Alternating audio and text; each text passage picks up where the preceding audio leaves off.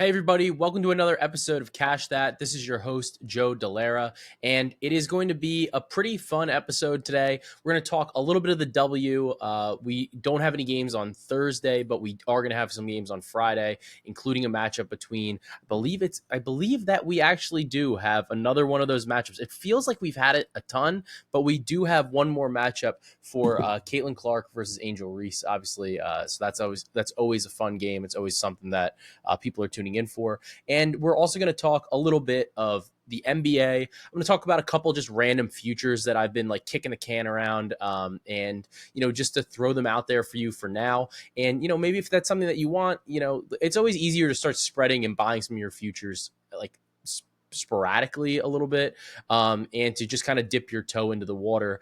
And finally, I want to talk about like bankroll management and keeping accounts open and some stuff like that too. So I think I might lead off with that conversation, but we'll see. But the main thing is that, like I've said, the biggest thing for me lately and for you listeners and all the loyal supporters obviously has been joining the huddle. And it's been like great. I think it's an awesome experience for everybody that's in there. I think that we're having a really good time. Like, you guys are getting all the line value. You guys are getting everything early, basically as soon as I put it out there, and it's great. And it's free. It's literally free until September 8th. And then it'll be $30 a month, or really like $29.99. So less than 30. That's the way we can market it, right? Less than $1 a day. But the key here is, besides me, you obviously have Matty Chucks, you have Lord Penguin, and you have That Guy Bets. And it's just a nice experience for you guys to get exposure to some of their plays, get some of their stuff early, check them out as well. And then obviously, if you're there just for me, it's a little bit of a more interactive way to get my picks, get them early, like get stuff like if I'm like saying like, look, I'm waiting for this, or I'm trying to do this. I can't always put everything on Twitter. And the biggest reason for that too, in a way, is that like if I put some of my random musings like on Twitter, like I can't even get down on it then, like if somebody sees the line before me too. So by doing that, it kind of isolates it to a certain group. Obviously if you're a little bit more loyal, or like you have the means to follow in that capacity, I encourage you to do so, because I do think that it's the best way to maintain that, like, the content, the quality of the content, and give it a little bit of shelf life for you guys so that you can get in on it. And I do think I'm going to start with that last point that I had mentioned before. Was there was some conversation on gambling Twitter about like betting early and like grabbing lines and how lines move and whatever, right? Um, I just disagree with the idea that you shouldn't be betting opening lines. I think that there are ways to keep an account open. I do think that one of the concerns, obviously, with betting opening lines, for me, has historically been it's a content issue. You guys know, like, I do a lot of writing for the Action Network, and I put out a lot of plays that way. And when plays were free, even on Twitter, and we still are keeping everything free. It's just the huddle's getting it first. It's going on Twitter afterwards. Like if I release a play at like 3 a.m, that's not really good for anybody. Like nobody's up, like whatever. So I think that there's some issues with that, right? But if I'm releasing a play like the day before or like at open, and it's like 6 p.m. And I feel like people have their notifications on, then like I don't care. Like if there's some people that can get it, great. If they can't, then they can't. But part of the thing is, when we're betting on these lines, we are trying to get the best value. We're trying to get a win here. And like you're not always going to get them. Like somebody's going to get them one time, somebody's going to miss it. And like, they're going to be like, hey, is like 20.5 okay? Or like whatever. Right. And I think that that's okay. Cause sometimes it's like, look, like this line, I don't think should be there. And it's going to get hammered out. So if any of you guys can get it, great. If you can't, you can't. And I do think that being able to recognize value early. There's a fucking fly down here. For anybody on video, you're going to see this little fly going around. I don't know. I've been trying to get him for the last like 15 minutes. It's been impossible. But anyway, the point of what I'm making is that if you're getting in early, I think that it shows the ability to say like, all right, like I know this line is wrong. There's a problem here. And not I honestly, like, not everybody can do that. We can say like, yeah, people can do that, or some people will say like, oh, like anybody can do that. Like, I hard disagree with that. I don't agree with that at all. I think that getting early line value and being able to assess the line a lot of times, like without your projections necessarily like fully up, without somebody else's projections up, without some of the other resources that you have, but like looking at a line and saying like, I have my analysis here. This spot is either too low or it's too high, what have you, and like hammering it. And I think that that's particularly volatile, especially with player props. Like, player props are super volatile. And I think that this conversation changes depending on the market, right? So like if I'm betting a player prop and the prop, like it's at open, let's say it's like Halliburton assists, because we love that, right? Halliburton assists opens at like 8.5. And I'm like, this is fucking insane, right? So we go bet it, and we go smashing it over. Like, that's great. I probably still like it at like 9.5. I might even like it at 10.5. Or I might say like, all right, look, if it's juiced at 9.5, then that's when you play the double, like like you guys are accustomed to, like you guys have learned at this point, from listening to this podcast. But to say like, all right, like I'm not going to put this out there for like people that are paying me for a private like Discord service or a dub club service, like that, I think that's nuts. Like I think it's better to put it out there. And I'll get into like how to kind of preserve your accounts towards the end of towards the end of this conversation. But I think you just need to get it out there. You want to get the people that are paying you the best line, the best value that they can. And not, like I said, not everybody's gonna be able to get it. So like one time, like 10 people might get it. Then another time, another 15 people might get it. And it's different. It's different than the first 10. And it could just be based on the time that the line came out. So to say like, yeah, like from a content perspective and like from like a limits perspective, sure. Like, I can't bet on certain books, but that doesn't mean that other people can't bet on certain books that are paying me for this service. So like, sure, like I'm going to tell them like, go abuse this book that you can go bet on still, because like you can make money. That's the point. That's the entire point of this. So like, sure, like when I'm writing content and I'm writing articles, that's a totally different story. Because when I'm writing an article, like I know like there's no editors working at 3 a.m. So like whatever I'm writing has to still be playable or actionable by the time it gets published. So like if it's off by like a half a point or like a point on the spread, like that's not a huge deal for a full game. It's not like the end of the world for NBA where the market's really fluid, the market's moving, the lines like kind of develop overnight. Sometimes they come out overnight, like whatever, right? But for like player props, like that shit moves. It's going to move. And then the windup is honestly like most of us that have a big following, if we put out a tweet or we put out a play, it's going to artificially move the line anyway. So like, yeah, like it's, there's a certain level of CLV that anybody can get because they're going to say like, all right, well, like if Joe's tracking his plays publicly in the Action Network app anyway, people are going to tail for free there. And like it was moving the line, or Joe's posting on Twitter for free and like it was moving the line. A lot of this is not like, a lot of it's in part like, yeah, like we have these big followings, we're sharp. Sometimes when I bet something, the line moves on its own and it just is moving the second I bet it. Other times, other books, honestly, are not doing that. And it's like when you publicize the play and people want it, that's when it's generating that line movement. And that's, I think, particularly important for like player props or like really niche markets, whatever. But by having like a dub club, having the exclusive access, it's like I said, it's the people that are really like supporting your work or like want to follow your work or like supporting you for your work, supporting me for my work, whatever. They're able to then benefit most directly from it. And I think that that's really, really important. That's part of why I did what I did. And I made these decisions to join the huddle. Now, when we're talking about keeping accounts open, betting openers is like 100% a surefire way to get your account limited.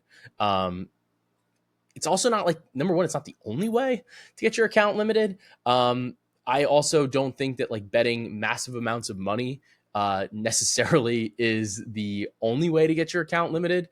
Like you can get your limits continually reduced betting $25 if you're just always right.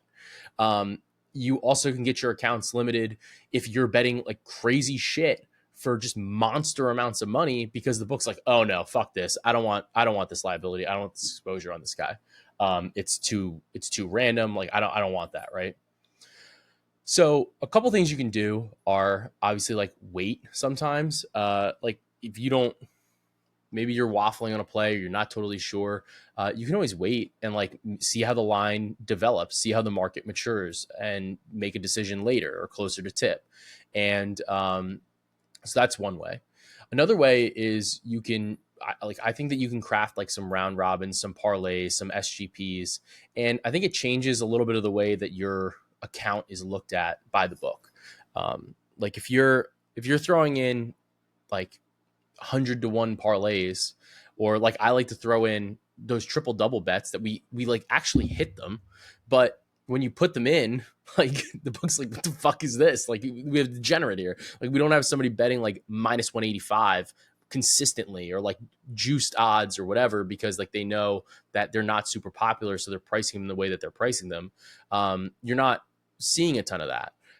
So it's like you have to kind of mix it in a little bit. I think that you just can't go in there and say, like, if you have a book and you only go in and you only bet openers and you only bet unders and you only bet like a very niche sport, you're going to get cooked. The account's going to get flagged like immediately because you're going to be like, what the fuck is this guy doing?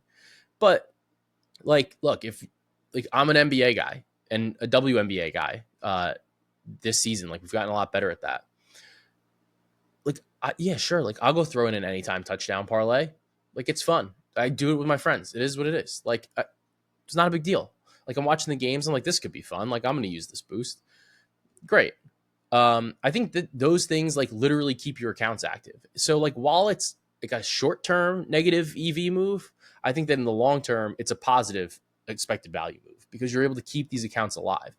And the reason I say that is depending on the state, especially, you might only have so many options available to you. So like for me, I'm in New Jersey. I have a ton of options. So like I've burned some books. Like I can't bet really on like Rivers, forget it. Like Fanatics, forget it. MGM to a degree is like guys really like manage what I do. FanDuel and DraftKings, like depending on the market, like I'm getting limited. So Caesars has been okay for me. There's always like one book where like you're betting multiple things and then it's like one of the books you just kind of lose on. Caesars is that book for me. But you know, I feel like I'm always moving money into Caesars instead of like from some of the other accounts.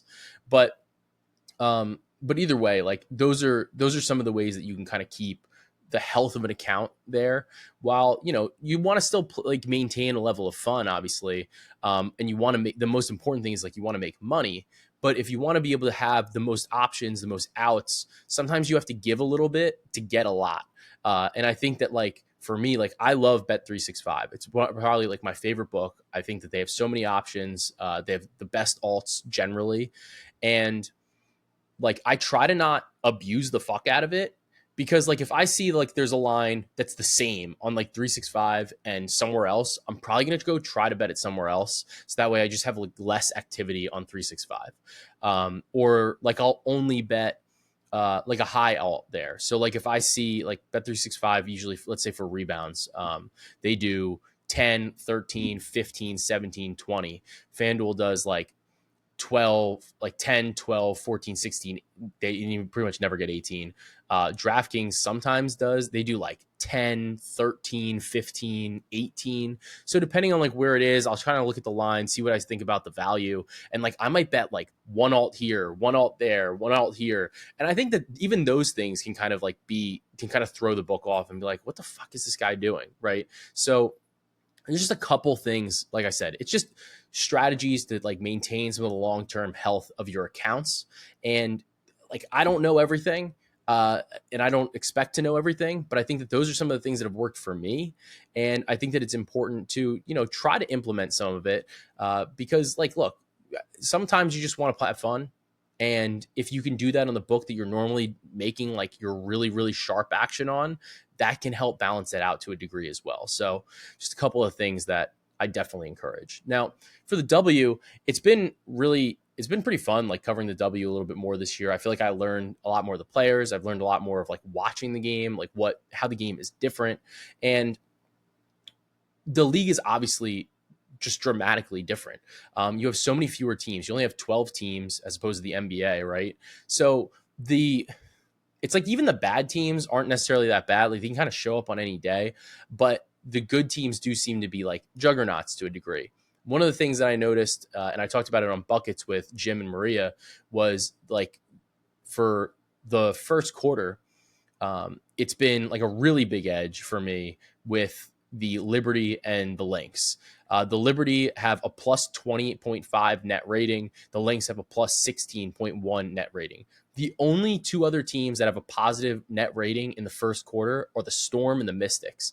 That's kind of crazy when you think about the fact that like there's really three teams that have like a real positive net rating in the first quarter. The other three quarters of the league are basically either like at even or negative. So that's like an edge that I think is like real. I think it's exploitable. I think it's something you can kind of take advantage of. Then like even if you look, say at like some of the other things, like let's look at like even the fourth quarter, right? Like the fourth quarter, the Sparks are atrocious. Sparks are minus 14 in net rating. And a lot of that has to do with the fact that they're just trying to lose. They want Paige Beckers. Like that they're not running optimal lineups. And because like the league is so small, and like they're not really setting like some of these spreads I think as like high as they could, and then especially on these derivative markets like the quarters and even the halves, they're not able to like properly evaluate what the line should be, because like for example the Liberty and the Sparks, I might sound like an idiot right now, but like the Liberty and the Sparks played last night, or like kind of honestly this might drop like right around the time that they're playing, and the Liberty were minus 4.5 plus 102 in the first quarter against the Sparks. And if we looked at the first quarter numbers, right, the Sparks are significantly worse. They're minus 5 in the first quarter compared to the Liberty at 20 plus 20.5. But on the full game, it's 12.5. So like you're really getting that like at plus 102. They're basically pricing it and saying like each quarter is worth the same. And when you look at the way that these teams are constructed, like they're simply not, because the Liberty, they're plus 20.5 in the first quarter. In the second quarter, they're not nearly as good. They're plus 4.4. In the third quarter, the Liberty are plus 8.6. And in the fourth quarter, the Liberty are plus 16.9. So like they're not all equal and they shouldn't be treated equally. But the way that the books put out the lines, they do that. We saw them deviate from this in the NBA with like when the Warriors were like, it was like Warriors, as Brandon Anderson would say, Warriors third quarter, take me home, right? And the Warriors were like monster favorites every home third quarter because they just dominated teams. They blew teams out of the water in the third quarter. And then that margin, that number one, that edge kind of dried up. But the books started finally adjusting. Like you would have like a full game spread of 10 and the third quarter would be like minus 6, because they wanted to make it basically unbettable. And here, when you have games like this, or when you have teams like this where, you know, it's like, yeah, like the Liberty are a lot better, but it's like, how much can you keep discounting each individual quarter? It makes it a lot more difficult. And like, if you look at that, like there's an edge for us. And it's one that a lot of times the books are kind of avoiding. Like they're just like, like we're just going to set it at 4.5. Like every quarter is going to be 4.5. Like if you look, I'll pull it up now. So since I think I can get it, like for this game, for the Liberty, right? If you look at the first quarter, Liberty minus 4.5. Second quarter, we're looking at minus 2.5, but it's heavy juice. Third quarter minus 2.5, fourth quarter minus 2.5. So like they attacked the first quarter properly. Like we have a little bit of a higher line. It's kind of moved a little bit, honestly, because we opened, it was like a minus 4 flat, and then we got some plus money. So now we're moving to minus money. But like if we look at the fourth quarter, for example, minus 2.5. The Sparks are awful. The fourth quarter, this wasn't available at the time, a little bit earlier, but like the Liberty are a significantly better fourth quarter team than the Sparks. They're closing games. Here, I think maybe in part it's done this way because it probably could be or it will be a blowout, and maybe that's how we get there. But either way, I think that this is a spot where you can really kind of take advantage. Another game that was like this was actually the Lynx. And the Lynx, when you look at the quarter props, in the first quarter, they were -1. In the second quarter, the Lynx are -0.5, but still heavy juice. Third quarter, -1. Fourth quarter, -0.5, but again, heavy juice. So basically, they're favored by 1 or give or take, probably at standard juice every single quarter. If we look at the Lynx, though, it's a little bit different. Like the Lynx are in the fourth quarter, they're better, but they're not significantly better. They're 4 plus 4.1 compared to the Mercury minus 4.7. If we look at the third quarter, I'm going backwards now, but if we look at the third quarter, the Lynx are one of the best teams in the league at plus 15.6 compared to the Mercury at minus 0.1. Second quarter, the Lynx are minus 1.2 compared to the Mercury at plus 0.7. And then in the first quarter, you have the Lynx at plus 16.1 and the Mercury minus 4.8. So they applied basically the full game spread to every quarter. And they didn't really properly adjust for the fact that in the, what was it, the second quarter? In the second quarter, the Lynx aren't nearly as good. So there are some opportunities to buy in here and take advantage of some of this. So try to break it down, try to look at the spread, and then look at some of the like the net ratings per quarter. You can get this it's literally for free on WNBA Advanced Stats, right? And you can look at this. You can get an idea of like what exactly there or where exactly there might be a little bit of an edge, especially at this point in the season. We have a lot of data. I know that there was the big break. Some teams are coming out better, like the Indiana's looking a lot better. But still, like there's plenty of opportunity for you guys here to find some extra value and to really kind of lock in and see where there's some discrepancies in the way the lines are set. Now, I had said that I wanted to talk about some NBA futures.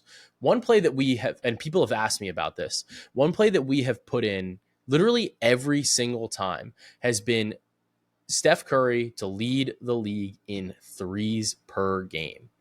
This year, they kind of caught on a little bit. He's minus 275 to lead the league in threes per game. I don't see any numbers like below minus 200. At minus 275, we're looking at about like 70-ish% implied. My concern is that he's a little bit older. We don't know what the rotation is going to look like. If Buddy Hield is playing with him, then maybe that changes some of the geometry on the court. Because he's older, he really has to play enough games. You got to play 58 is the minimum amount of games in order to qualify for these stat leaders. And it's funny because the other year he actually didn't play enough, but when you factored in they DraftKings like graded it and they gave it to Clay. There were so many issues with that. Basically, like they were saying it was raw total. We had the screenshots. It wasn't. It was per game, whatever. But the NBA said that, and the NBA website actually talked about the fact that if a player doesn't meet the 58 game minimum, they add in games of zeros and then they average it out. So even with those, like it was like an extra like 4 or 5 games of 0 threes, Curry still won. Curry still had the most threes per game in the NBA. At minus 275, I don't think I need this. Like, I think that he should still win as long as he's healthy. But he's a little bit older, and I don't think that I need it anymore. We've made our money the last, like, I think it's literally like the last 3 or 4 seasons in a row. And just the fact that he's getting a little bit older, we've seen it one time where he got hurt a little bit. And like, it was just that they hadn't adjusted. They finally adjusted after literally years of us doing this. I don't think I need to lay my money for a whole season at minus 275. I'm not super interested in it. Especially because like you have a guy like Luka Doncic, for example. He's really the only guy that can, I think, maybe do it in large part because of the fact that he shoots just so many fucking threes. And he was at like 3.9 or 4.1 last year. Curry was at 4.8 per game. But the thing is, like, Luka he literally just takes so many. Like, it wouldn't surprise me if like one year he took 15 and he would shoot 33%, but he'll make 5. And that could beat Curry, or like Curry just has like a slightly down year, or he gets hurt, or like whatever, and then you don't have the same margin. So to me, I don't think I need it. Luka's, I think, like 7-1, 8-1, depending on where you go.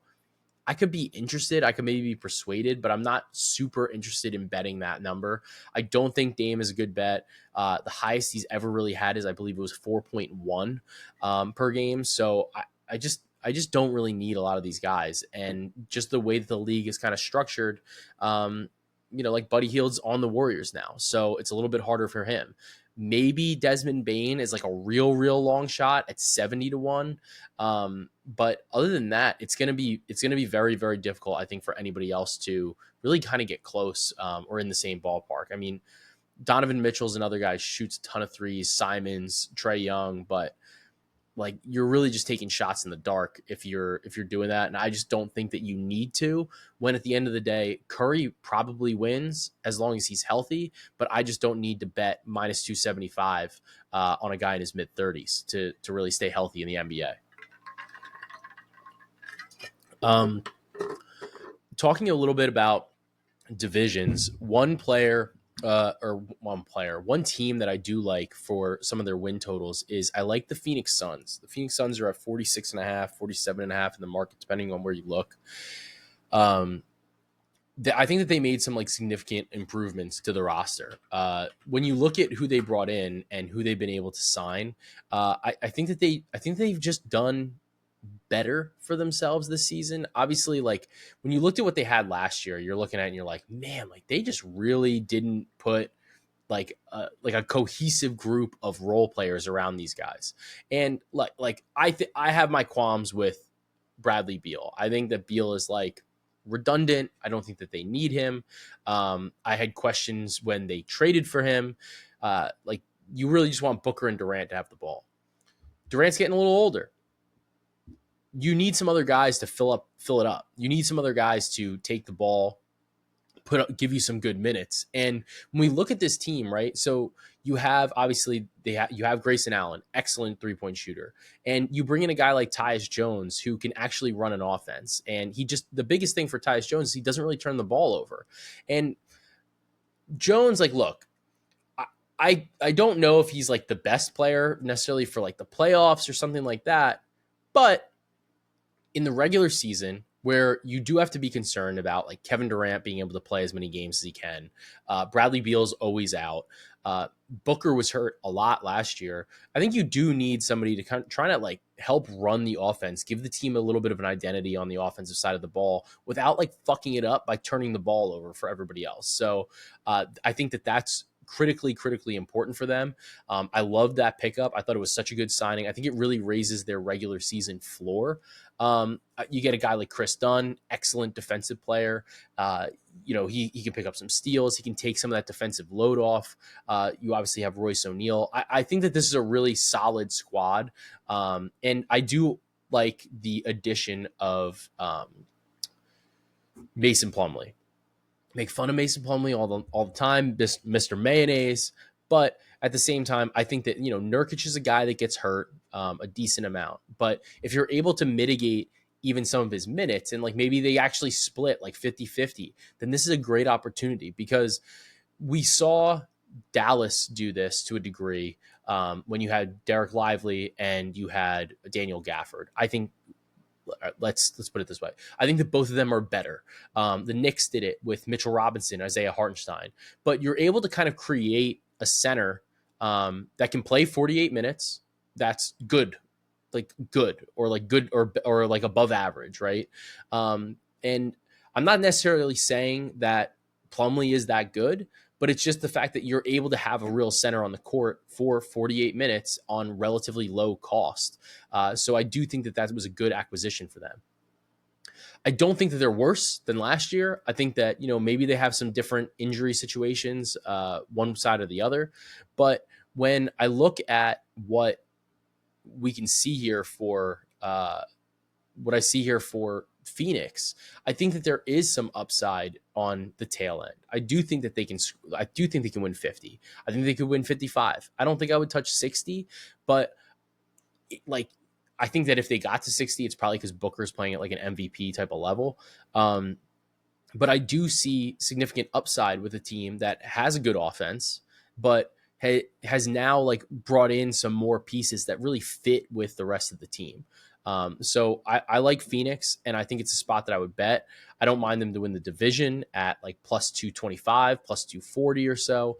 I think that those are all reasonable bets to back the Phoenix Suns this year. They're a team that I'm very interested to see, and I'm very curious to see like exactly how they come about, right? Another thing that I was looking at is from like a to make the playoffs perspective. You have a variety of different teams that are kind of like fringe teams, and I think it's very interesting because a lot of teams are being looked at and said like they're definitely going to make the playoffs. And the way that they're priced, like the Knicks, the Thunder, the Sixers, the Celtics, obviously, those are really your teams that you're looking at, and you're saying like, and like the Bucks to a degree. I don't know why Denver's shockingly to make the playoffs. They're only plus 600 on the no. Some of these teams are like priced like very highly to make the playoffs, and I don't necessarily think that that's right. Like Boston should be fine, but when we look at like I'm a Knicks fan, and I'm clearly a little biased. Same with like when you look at the Knicks, the Bucks, and the Sixers, for example, they all should like be in the playoff picture.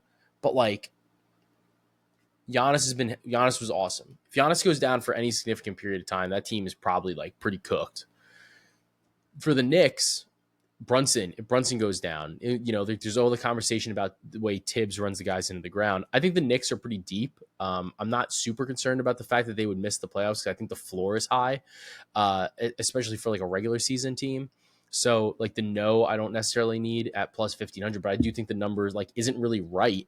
I think that there's definitely some downward mobility for New York. Oklahoma City. If Shea goes down, what does that team look like? You obviously moved off of Josh Giddey, which I think is fine. I think that was a good move to do so, but it does change the regular season fit, the regular season profile, because he was an innings eater. Like he could run the point. If Shea missed a game, like he could put up some close triple double numbers, whatever. So you got to see how Oklahoma City looks there. And with Philly, I think is the most interesting one, and it just because it's 14-1. They added a lot of talent. Don't get me wrong. When you add like Paul George, whatever, Paul George misses time.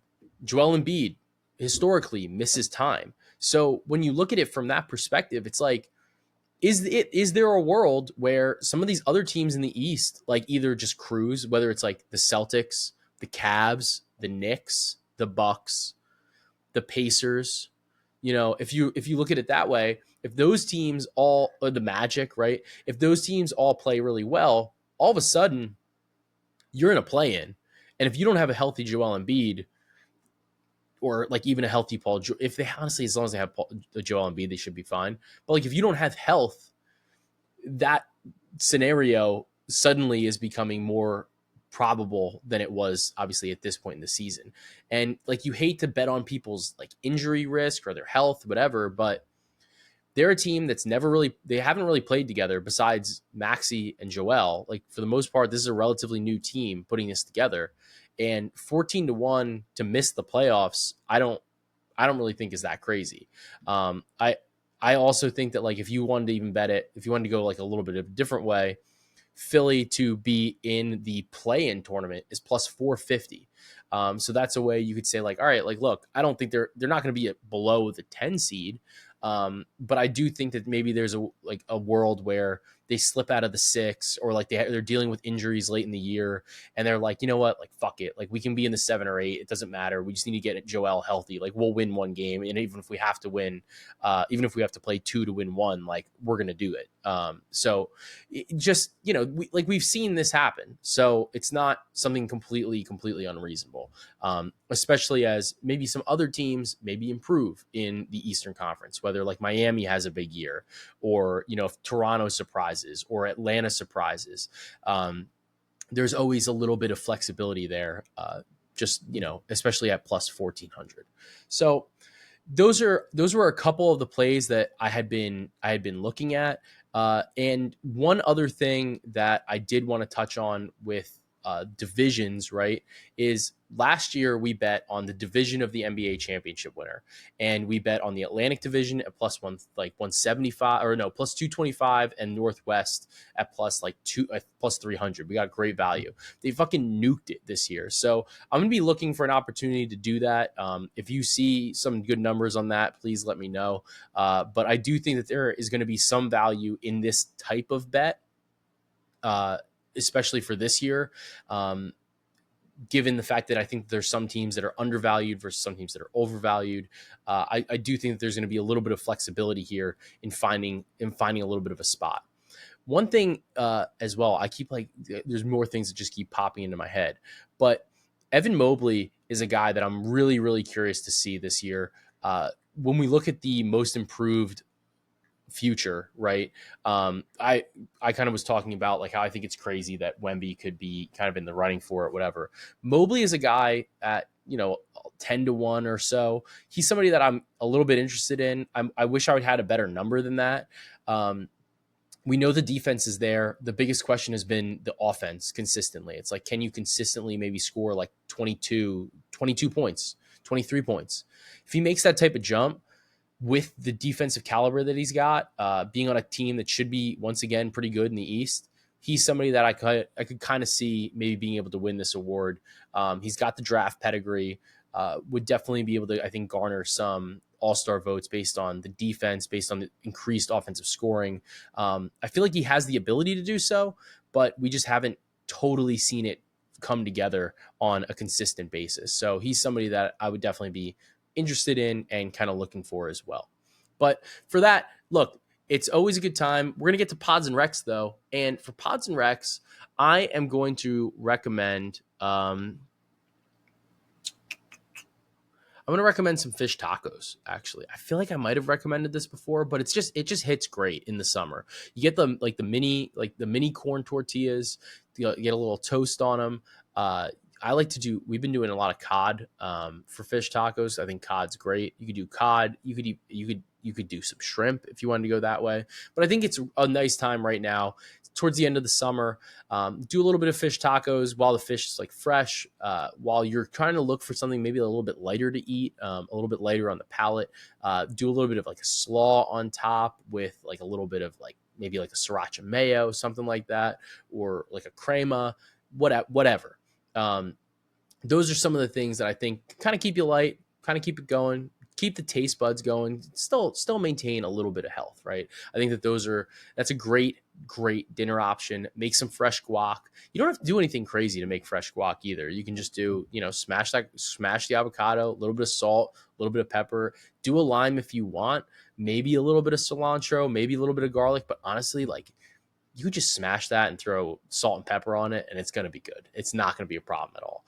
So my recommendation, some fish tacos, do something a little bit light, and get like those taco trays that you can like make the tortillas on. I think those things are great. Like it's better. It's so much better to be able to make like 3 of them or 4 of them and then be able to eat those 4, as opposed to making one and then you got to like fucking make another, like you eat it, then you make another one, or you got to like lay them out on the plate.